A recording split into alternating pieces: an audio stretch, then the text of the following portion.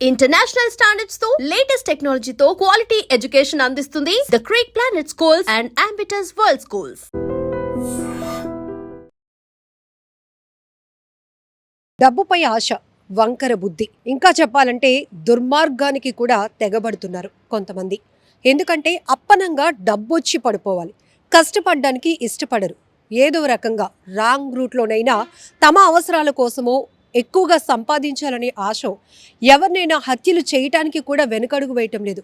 అంటే డబ్బుపై ఉన్నటువంటి ఆశ మనుషుల్ని అంత క్రూరంగా మార్చేస్తోందా, వాళ్ళు నేరాలకు తెగబడేలాగా వాళ్ళని ప్రేరేపిస్తోందా అంటే ఏమో కొన్ని ఘటనలు చూస్తే అంతే అనిపిస్తోంది. ఎందుకంటే తమిళనాడులోని తిరువల్లూరులో దారుణమైన ఘటన జరిగింది.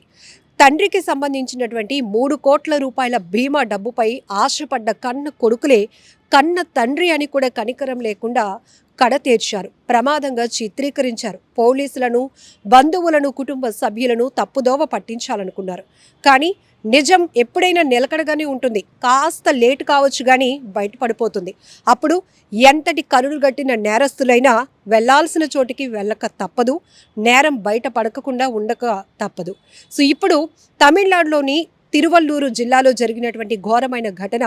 అయినా గణేష్ ల్యాబ్ టెక్నీషియన్గా పనిచేస్తున్నారు తండ్రి.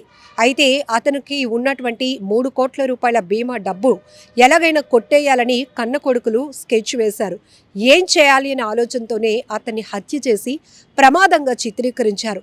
పాము కాటు వేయడంతోనే ఆయన చనిపోయారు అని నమ్మించారు. ట్రీట్మెంట్కి తీసుకువెళ్ళటంలో ఆలస్యం చేశారు. ఎందుకంటే ఒకవేళ పాము కాటేసింది ట్రీట్మెంట్ కోసం తీసుకెళ్ళినా కూడా అక్కడ డాక్టర్స్ చెప్పేస్తారు కదా కారణం ఏంటి అని. అలా ఎక్కడైతే బయటపడిపోతామో అని పాము కాటేయటం వల్ల చనిపోయారు, ట్రీట్మెంట్కి వెళ్ళే లోపే చనిపోయారు అంటూ అందరినీ నమ్మించారు. అయితే బీమా కంపెనీకి కొంత అనుమానం వచ్చింది. ఆ వేలోనే పోలీసుల్ని రిక్వెస్ట్ చేసింది. సో ఈ రకంగా మాకు కొన్ని డౌట్స్ వస్తున్నాయి వాళ్ళ పిల్లలపైనే అన్నప్పుడు అప్పుడు ఆ కోణంలో పోలీసులు ఇన్వెస్టిగేషన్ మొదలుపెట్టారు. కొడుకులు ఇద్దరు కూడా, ఒకరు మోహన్ రాజ్, మరొకరు హరిహరన్, ఇద్దరు కూడా పోలీసుల ఇన్వెస్టిగేషన్లో నేరాన్ని ఒప్పుకున్నారు. కేవలం తన తండ్రిపై ఉన్నటువంటి 3 కోట్ల రూపాయల బీమా డబ్బులు కొట్టేయటానికే మేమే ఈ హత్య చేశాము, మా కన్న తండ్రిని ఇది ప్రమాదంగా చిత్రీకరించాలి అనుకున్నాం, డబ్బు కొట్టేయాలనుకున్నాం, మేము పోలీసులకు పట్టుబడమ అని అనుకున్నాం, కానీ మొత్తం బయటపడింది అంటూ నేరాన్ని ఒప్పుకున్నారు. ఎంత దారుణమైన ఘటన. కొన్ని చోట్ల చూస్తుంటే గనక కన్న తల్లిదండ్రులను కూడా కేవలం డబ్బు కోసమే హత్యలు చేస్తూ ఉన్నారు. దాన్ని సినిమాటిక్ రేంజ్లో ప్లాన్ చేస్తున్నారు. అందరినీ డైవర్ట్ చేయడానికి రకరకాల కథలు అల్లుతున్నారు. ఆఖరికి వాళ్ళే ఆ మృతదేహాల దగ్గర ఎలాంటి పదాలు వాడాలో కూడా మాకు అర్థం కావటం లేదు. అమితమైన ప్రేమ, వాళ్ళు లేకపోతే మేము లేము, మమ్మల్ని అనాథలు చేసి వెళ్ళిపోయారా అని యాక్టింగ్తో వాళ్ళు ఏడుస్తున్న తీరు, ఆ ఏడుపులు, పడబొబ్బులు ఇవన్నీ కూడా నిజంగానే వీళ్ళు అమాయకులు అని నమ్మే రేంజ్లో వీళ్ళ యాక్టింగ్ స్కిల్ ఉంటుంది. కానీ పోలీసులు మాత్రం ఒక రకంగా చెప్పాలంటే వాళ్ళకు కంప్లైంట్, ఒకవేళ ఎవరైనా అనుమానంతో మాకు ఈ డౌట్స్ ఉన్నాయి అని కోణంలో వాళ్ళు కంప్లైంట్ తీసుకుని దర్యాప్తు కొనసాగించినా, లేకపోతే ఆ మృతదేహాలు ఉన్నటువంటి తీరు వాళ్ళు అబ్జర్వ్ చేసిన వాళ్ళ స్టైల్లో వాళ్ళ దర్యాప్తు అన్నది కొనసాగుతుంది. అందులో నిజానికి అందరూ విస్తుపోయేటటువంటి ట్విస్టులు కూడా ఈ మధ్య మరి సోషల్ మీడియా ప్రభావమో లేకపోతే ఈ వెబ్ సిరీస్ ప్రభావమో తెలియదు, కానీ కొంతమంది ఎక్కడ లేని క్రిమినల్ మైండ్ సెట్తో చాలా అంటే దుర్మార్గంగా ఆలోచన చేస్తున్నారు, స్కెచ్ వేస్తున్నారు. ఎవరికి పట్టుబడకూడదు అనుకుని చాలా జాగ్రత్తలు తీసుకుంటూనే అసలైన ట్విస్ట్లో దొరికిపోతున్నటువంటి పరిస్థితులు కూడా ఉన్నాయి. నిజంగా కన్న పిల్లలు అంటే తల్లిదండ్రులు ఎంత బాగా చూసుకోవాలి. ఈ వయసులో కూడా ఫోటో చూస్తున్నారు కదా ఆ పెద్ద ఆయనది, ఆ వయసులో కూడా ఆయన ఒక ల్యాబ్ టెక్నీషియన్గా పనిచేస్తున్నారు. కష్టపడాలని ఆలోచనతో వెళ్తున్నప్పుడు ఆ రూట్ని ఎంచుకొని ఆ కన్న తల్లిదండ్రుల్ని ఇన్స్పిరేషన్గా తీసుకొని వీళ్ళు కూడా కష్టపడి ముందుకు వెళ్ళాలి. కానీ కన్న తల్లిదండ్రుల దగ్గర ఉన్న డబ్బు కొట్టేయాలని, కాజేయాలనే దుర్మార్గంతో వాళ్ళని చంపడానికి అసలు ఆలోచన వస్తుందంటేనే వీళ్ళు ఎంత దుర్మార్గంగా, ఎంత క్రూరంగా ఉన్నారో కూడా అర్థమైపోతోంది. మనుషుల రూపంలో చాలామంది మృగాల కన్నా దారుణంగా మారిపోతున్నారు. వీటన్నిటికీ కారణం ఆర్థికపరమైన అంశాలే. రెండోది వివాహేతర పరమైనటువంటి సంబంధాలు. ఈ రెండే ప్రధాన కారణంగా ఎన్నో హత్యలు జరుగుతున్నాయి. అయితే ఇప్పుడు సోషల్ మీడియా యాక్టివ్ అవటం వల్ల ఏ చోట ఏ మారుమూల ప్రాంతంలో ఎలాంటి చిన్న ఘటన జరిగినా ఇమీడియట్గా క్షణాల్లో అది ప్రపంచానికి తెలిసిపోతోంది. మరి ఇలాంటి అప్డేటెడ్ టెక్నాలజీలో ఉన్నాం.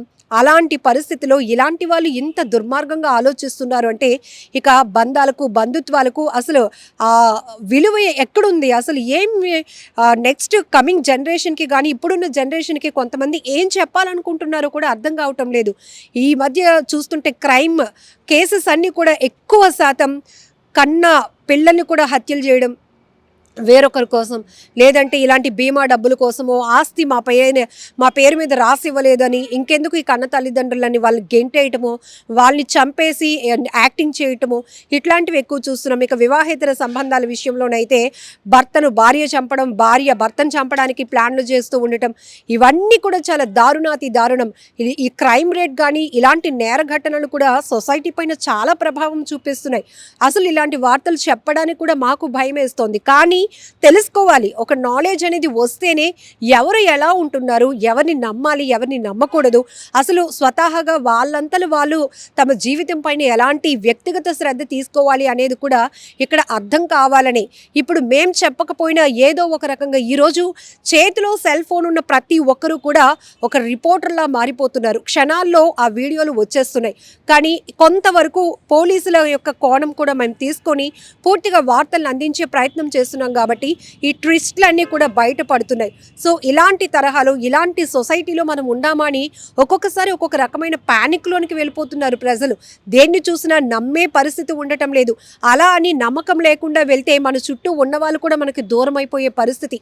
ఇది అనాలిసిస్ చేసుకుంటూ పోవాలంటే ఇంకా కొన్ని మాటలు అయితే సరిపోవు. ఏది ఏమైనా మొన్న కూడా ఒక ఘటన జరిగింది, మీ అందరికీ తెలుసు. అనకాపల్లి జిల్లా కేంద్రంగానే సొంత మామనే అల్లుడు తన కొడుకు సహాయంతో మరొక నలుగురి సహాయంతో అతని పేరు మీద రకరకాల ఇన్సూరెన్స్ పాలసీలు కట్టించి ఆ తర్వాత అతన్ని హత్య చేసి, అది కూడా ప్రమాదంగా చిత్రీకరించడానికి ఒక రోడ్డు ప్రమాదంలాగా సీన్ని క్రియేట్ చేసి ఆ కేసులో కూడా పోలీసుల్ని డైవర్ట్ చేశారు, బంధువుల్ని నమ్మించారు. ఆఖరికి ఈ మొత్తం ఆ మృతుడి పేరు మీద ఉన్నటువంటి ఇన్సూరెన్స్లన్నీ పోలీసులు ఇన్వెస్టిగేషన్లో తేలింది ఏంటంటే ₹1,00,00,000 పైనే ఆ మృతుడి పైన ఉన్నటువంటి, అంటే ఆ మామగారి పేరు మీద ఉన్నటువంటి ఇన్సూరెన్స్ పాలసీలు కేవలం ఆ డబ్బులు కొట్టేయటానికి అల్లుడు తన అప్పులు తీర్చుకోవటానికి అక్కడ పథకం వేశాడు.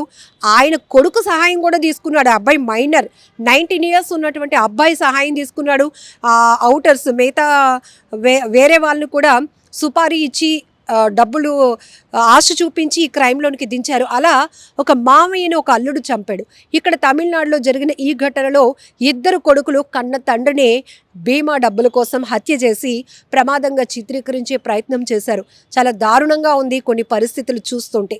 ఈ ఘటనపై మీరేమంటారో కామెంట్ బాక్స్లో మెన్షన్ చేయండి. And for more videos, Please subscribe to iDream. Please subscribe to iDream. Please subscribe iDream. And please subscribe to iDream.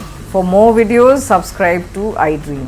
please like, share and subscribe to the channel. Congratulations, iDream. Subscribe to iDream. Subscribe to iDream. So subscribe to iDream Media. iDream ki iDream team andarki huge congratulations. Please subscribe iDream Media. Please subscribe to iDream. Subscribe iDream. Please subscribe to iDream.